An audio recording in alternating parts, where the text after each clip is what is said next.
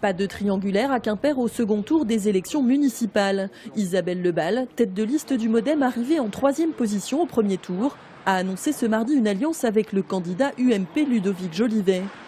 Une fusion qui n'avait pas été envisagée en 2008 lors des élections municipales. On s'est mis d'accord sur le fait qu'on déposait une liste sans étiquette politique qui va s'appeler Vive Quimper.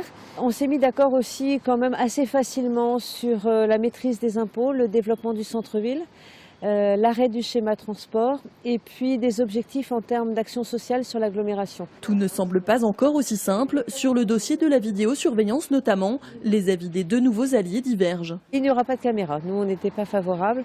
Par contre, on va travailler à la police nationale. Dans les bus, il y a déjà de la vidéosurveillance dans l'accès du cœur de ville, dans les parkings du cœur de ville. Donc, ce n'est pas un problème d'être pour ou contre la vidéoprotection. C'est les endroits et le nombre de caméras et qui se trouve derrière ces caméras. De son côté, Bernard Poignant, maire PS sortant, en ballotage au premier tour, privilégie une alliance avec les écologistes. C'est un duel auquel les Quimpérois sont confrontés, si je puis dire, dimanche prochain, avec pour eux le choix de leur maire.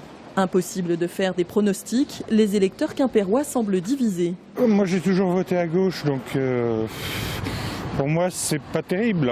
Bernard Poignant n'est plus présent, il n'est pas présent localement, il a d'autres ambitions, ça peut se comprendre, mais les gens ont besoin qu'on s'occupe d'eux. Il faut changer. Si Poignant a été battu, ce sera de la faute à son camarade Les Verts avec son plan de transport. La mairie actuelle, il y a des pour, il y a des contre, mais finalement, l'idée principale est quand même pas mal.